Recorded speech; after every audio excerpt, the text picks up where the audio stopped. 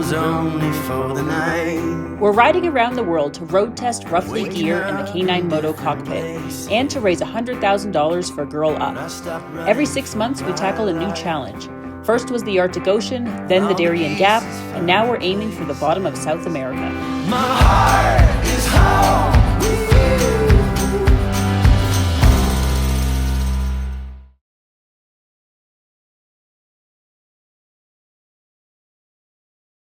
Hey guys, jumping in here to say that you might notice that some riding footage is missing from this episode and the next few to come.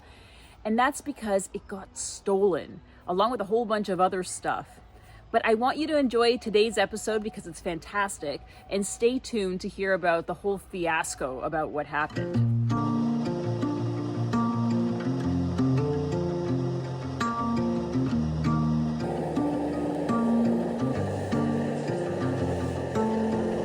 I've seen the mountains rise and seen the sunny shores. I've traveled miles away just to go a little more. I've met so many faces, but when I met yours, I knew I wanna hold on to you. I woke up to the sun and fell asleep to the sound of rain. I've seen the snow fall down and melt within the same day. Seen all the oceans rise and ebb and flow away. Through all this change I'm going through, forever looks good on you.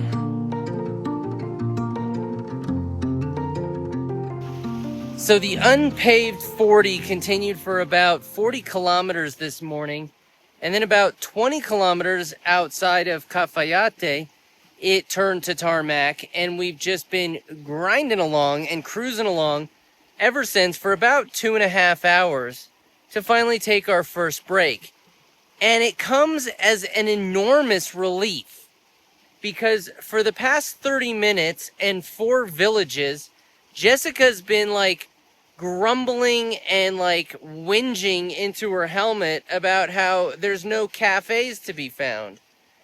There's all these wineries and vineyards, and nobody drinks any decent coffee around here, is all I've been hearing.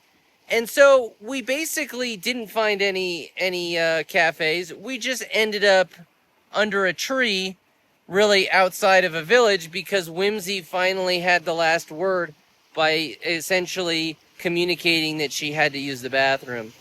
We have 4.5 hours left to get to our Airbnb, all basically paved.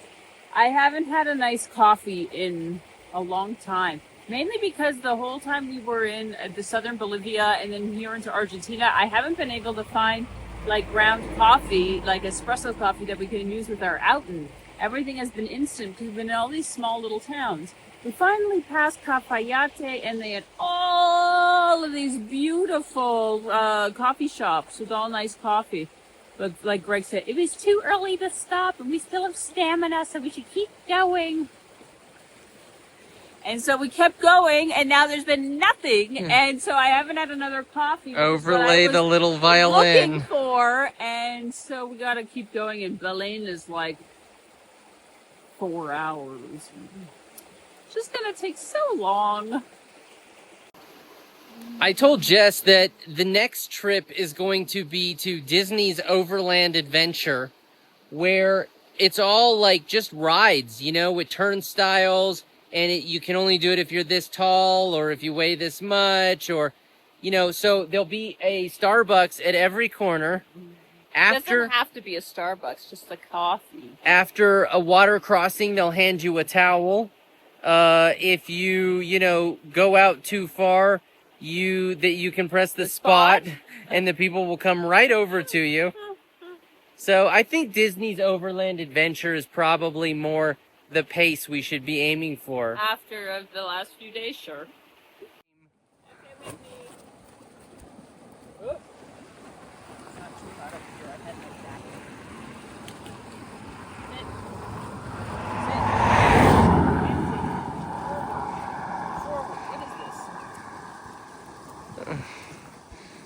Oh, Whimsy.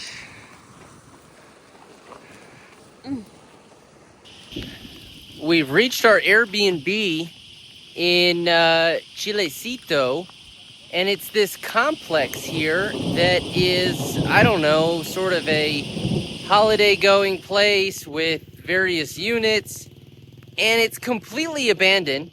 It's completely empty, which our concern was the complete opposite, that for Christmas coming in 2 days, this was going to be a madhouse with partygoers and we were going to be miserable.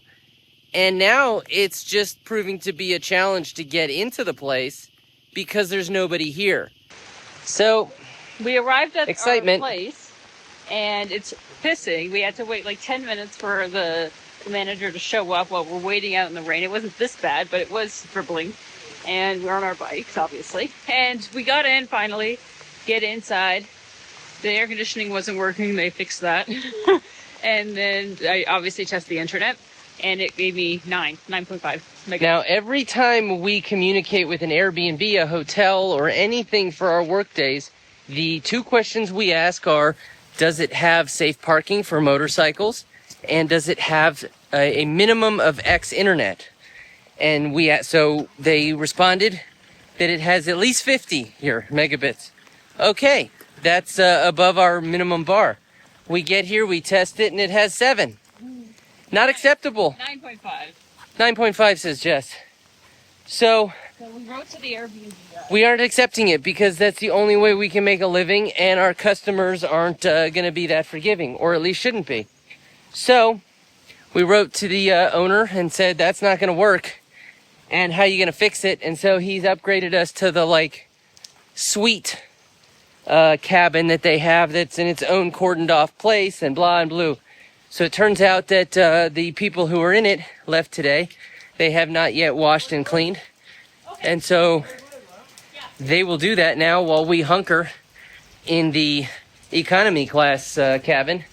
And when it's ready in a couple hours, we shall be upgraded and have our better internet. So the moral of the story, I guess, is if you don't make a stink, you can't get anything.